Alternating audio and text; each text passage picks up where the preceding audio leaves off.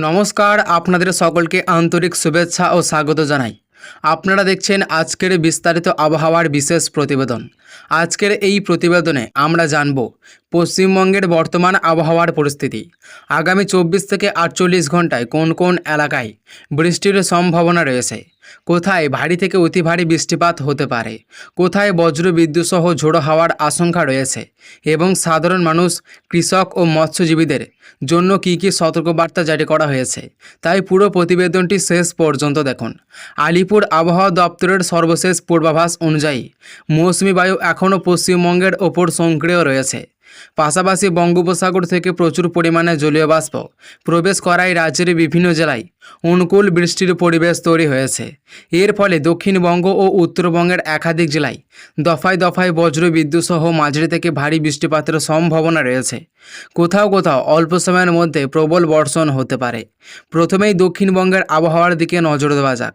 কলকাতা, হাওড়া, হুগলি, উত্তর 24 পরগনা, দক্ষিণ 24 পরগনা, পূর্ব বর্ধমান, পশ্চিম বর্ধমান, নদিয়া, পূর্ব মেদিনীপুর, পশ্চিম মেদিনীপুর, ঝাড়গ্রাম, বাঁকুড়া, পুরুলিয়া, বীরভূম এবং মুর্শিদাবাদের বিভিন্ন এলাকায় দিনের বিভিন্ন সময় আকাশ আংশিক থেকে সম্পূর্ণ মেঘলা থাকতে পারে। দুপুরের পর কিংবা বিকেলের দিকে বজ্র বিদ্যুৎ সহ বৃষ্টির সম্ভাবনা বেশি। কিছু কিছু এলাকায় ঝোড়ো হাওয়ার গতিবেগ ঘন্টায় 30 থেকে 50 কিলোমিটার পর্যন্ত পৌঁছাতে পারে। এবার উত্তরবঙ্গের আবহাওয়ার দিকে আসা যাক। দার্জিলিং, কালিম্পং, জলপাইগুড়ি, আলিপুরদুয়ার, কোচবিহার, উত্তর দিনাজপুর, দক্ষিণ দিনাজপুর এবং মালদাহের বিভিন্ন এলাকায় মাঝারি থেকে ভারী বৃষ্টিপাতের সম্ভাবনা রয়েছে।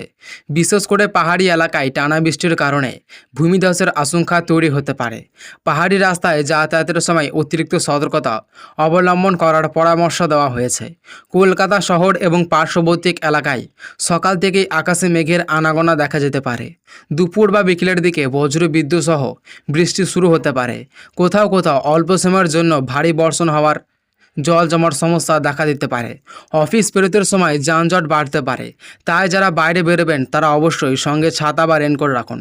বৃষ্টির পাশাপাশি বজ্রপাতের আশঙ্কাও রয়েছে। আবহাওয়া দপ্তরের পরামর্শ অনুযায়ী বজ্রপাত শুরু হলে খোলা মাঠে অবস্থান করবেন না, বড় গাছের নিচে আশ্রয় নেবেন না এবং বৈদ্যুতিক খুঁটি বা জলাশয়ের কাছে থেকে দূরে থাকুন। সম্ভব হলে নিরাপদ পাকা বাড়ির ভিতরে আশ্রয় নিন। কৃষকদের জন্য রয়েছে গুরুত্বপূর্ণ সতর্কবার্তা। যেসব এলাকায় ভারী বৃষ্টিপাতের সম্ভাবনা রয়েছে সেখানে ধান, পাট ও সবজির জমিতে অতিরিক্ত জল জমে গেলে দ্রুত নিষ্কাশনের ব্যবস্থা করুন। বজ্র বিদ্যুতের সময় মাঠে কাজ না করাই ভালো।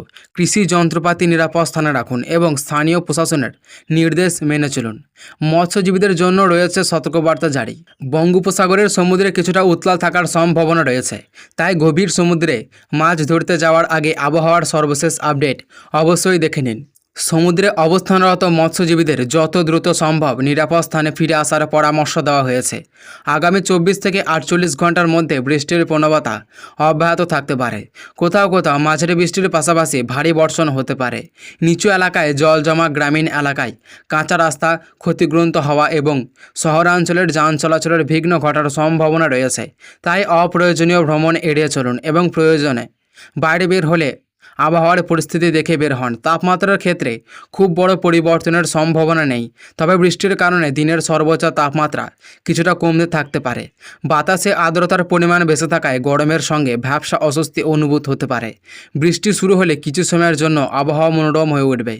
স্বাস্থ্য বিশেষজ্ঞরা জানিয়েছে, বর্ষাকালে ভাইরাল জ্বর, সর্দি, কাশি এবং জলবাহিত রোগের প্রকোপ বাড়তে পারে, তাই পরিষ্কার জল পান করুন। সবশেষে আবারও জানিয়ে রাখি, আলিপুর আবহাওয়া দপ্তরের পূর্বাভাস অনুযায়ী আগামী কয়েকদিন পশ্চিমবঙ্গের বিভিন্ন জেলায় বিক্ষিপ্তভাবে বজ্র বিদ্যুৎ সহ বৃষ্টি চলতে পারে। কিছু এলাকায় ভারী থেকে অতি ভারী বৃষ্টিপাতের সম্ভাবনাও রয়েছে, তাই আবহাওয়ার পরিবর্তনের দিকে নজর রাখুন এবং প্রশাসনের সব নির্দেশ মেনে চলুন। আজকের এই বিস্তারিত আবহাওয়ার প্রতিবেদন এখানেই শেষ করছি। নতুন কোনো আপডেট, বৃষ্টির খবর, নিম্নচাপের সর্বশেষ পরিস্থিতি এবং পশ্চিমবঙ্গের প্রতিটি গুরুত্বপূর্ণ আবহাওয়ার তথ্য সবার আগে জানতে নিয়মিত আমাদের সঙ্গেই থাকুন। ভিডিওটি ভালো লাগলে অবশ্যই একটি লাইক করবেন। আপনার জেলার বর্তমান আবহাওয়া কেমন রয়েছে তা অবশ্যই কমেন্টে জানাবেন।